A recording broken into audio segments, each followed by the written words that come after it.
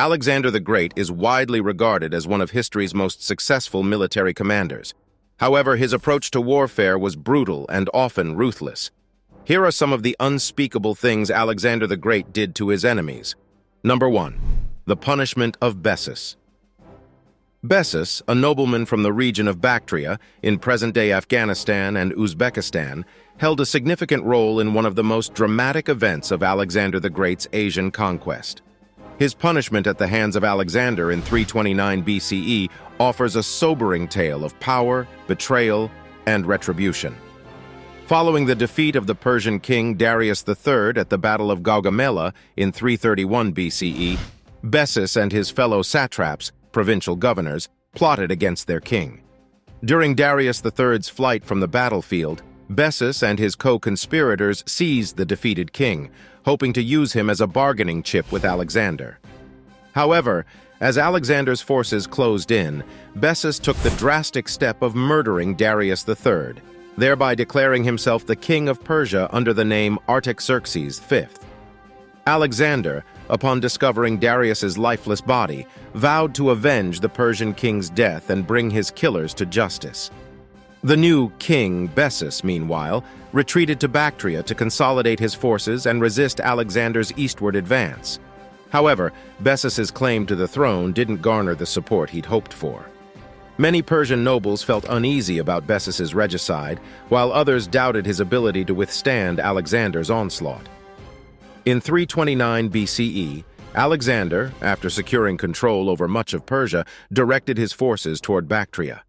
As he advanced, the sense of disloyalty and unease among Bessus's allies intensified. Recognizing the futility of their resistance and the possible rewards from surrendering to Alexander, two of Bessus's fellow conspirators, Nabarzanes and Barcentes, captured Bessus and handed him over to Alexander's troops. Bessus's capture marked the beginning of his gruesome end. Alexander, seeking to emphasize his role as the avenger of Darius and the legitimate successor to the Persian throne, decided to punish Bessus publicly and harshly. He was initially flogged and then sent to Ecbatana, where he was tried for treason and regicide. Alexander arranged for Bessus to be mutilated in a Persian style of execution fitting his crimes. His nose and ears were cut off, a punishment traditionally reserved in Persia for those who committed acts against the king. This gruesome act was likely intended to send a clear message to any potential rebels in his newly acquired territories. Once the mutilation was completed, Bessus was tied to a couple of bent trees and torn apart when the trees were let go. This horrific death, more common in Macedonia, symbolized Alexander's final assertion of power over the man who dared to proclaim himself the king of Persia. The punishment of Bessus served Alexander's political goals effectively. It underlined his authority and the seriousness with which he treated acts of treason and regicide, while also demonstrating his respect for Persian customs and his willingness to uphold their laws. Even as his methods were undeniably brutal, they contributed to the consolidation of his expansive empire. Number 2. The sacking of Persepolis. The sacking of Persepolis, the ceremonial capital of the Persian Empire by Alexander the Great in 330 BCE, is a seminal event in the history of ancient warfare. It symbolized the fall of the Persian Achaemenid Empire and the rise of Alexander's Macedonian rule.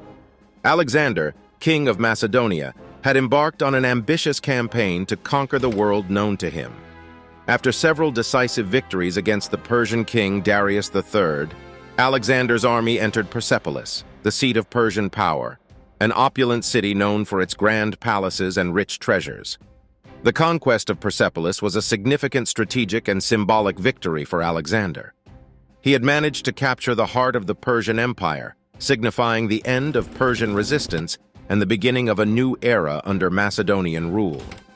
The city represented the apex of Persian culture and wealth, and its capture symbolized Alexander's uncontested control over the territories he had conquered.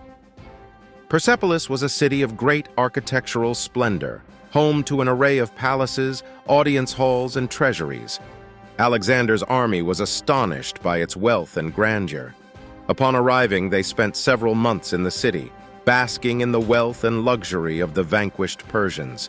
They took possession of the enormous wealth stored in the city, which included vast quantities of gold, silver, precious gems, and works of art. However, this was not a peaceful occupation. It is widely reported that Alexander allowed his troops to loot the city, perhaps as a reward for their hardships during the long campaign. In addition, this might have been a strategic move designed to undermine the aura of Persian invincibility and to weaken any potential resurgence of power. The common soldiers, therefore, enjoyed a rare opportunity to enrich themselves substantially. The sacking of Persepolis took a darker turn when Alexander decided to burn the city's great palace. According to ancient historians, the decision was made during a drunken feast at the instigation of a courtesan named Thais. Thais, an Athenian hetera accompanying the Macedonian army, allegedly suggested burning the palace to avenge the Greeks for the Persian destruction of Athens in the Greco-Persian Wars about 150 years earlier.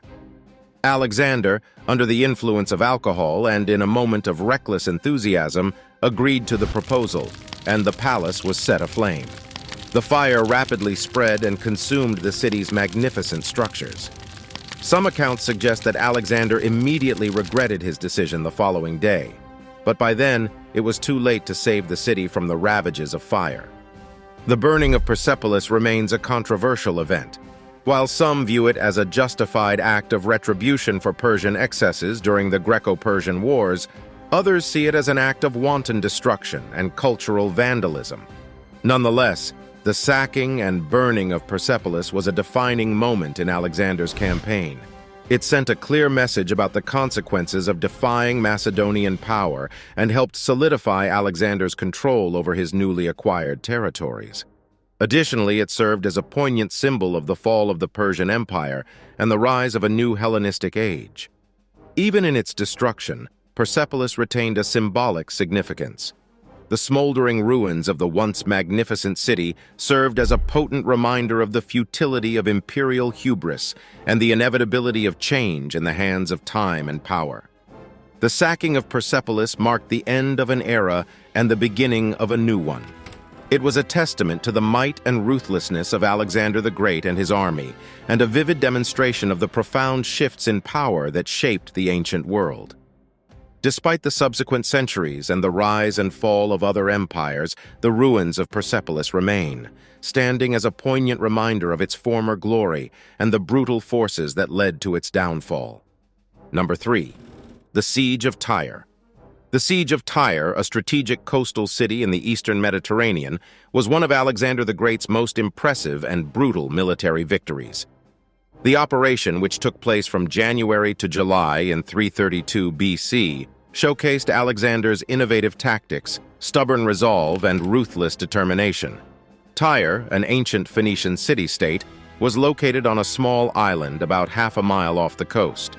It had strong defensive walls extending directly into the sea, making it virtually impregnable.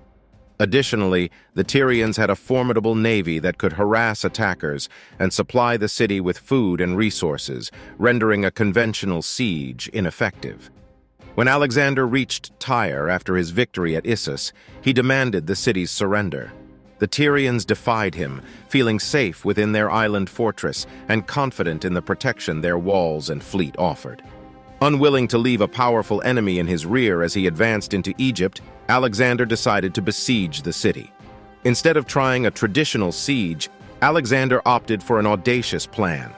He would build a causeway, or mole, from the mainland to the island using rubble from the old city of Tyre, which lay abandoned on the coast. This was a monumental task, requiring the labor of thousands of men and the transportation of massive amounts of stone and wood. As the mole neared completion, the Tyrians mounted counterattacks both on land and sea. They used their ships to harass workers, and they deployed a large ship filled with flammable material to set the siege engines on fire. Alexander, however, showed relentless resolve, protecting his work with 2 towers covered in rawhide to prevent them from catching fire. After several failed attempts, Alexander managed to secure ships from his new allies, the cities he had previously conquered. With these, he was able to block Tyre's ports, effectively cutting off their supplies. He also brought siege towers and artillery, which he used to bombard the city walls. Finally, In July 332 BC, after 7 grueling months, Alexander launched a two-pronged assault. While the Tyrians were distracted by an attack on the southern part of the city, Alexander breached the walls on the opposite side with his navy. His forces flooded into the city, overcoming the Tyrian resistance. In the aftermath of the siege, Alexander's treatment of Tyre was exceptionally harsh, even by his standards. It's estimated that about 8,000 Tyrians were slaughtered, and the 30,000 survivors were sold into slavery. Alexander's brutal actions were meant to serve as a message to other cities that might resist his rule. The siege of Tyre was a significant victory for Alexander. Not only did it display his military genius and determination, but it also cemented his control of the eastern Mediterranean, giving him a valuable naval base and removing a significant obstacle on his path to Egypt. The successful siege further enhanced his reputation for invincibility, intimidating potential adversaries and encouraging allies. The siege of Tyre demonstrates Alexander's tactical brilliance, his stubborn persistence, and his ruthless treatment of those who dared to resist him. It stands as a powerful testament to his skills as a military commander and a chilling example of his ferocity. It's one of the many reasons why, even after more than 2,000 years, Alexander remains one of history's most admired and feared figures. Number 4. The killing of Clitus the Black. The death of Clitus the Black at the hands of Alexander the Great is a grim episode that reflects the tensions and volatility that marked the latter part of Alexander's reign. A close friend and veteran officer in Alexander's army, Clitus had been an invaluable asset since the early days of the Macedonian king's campaigns.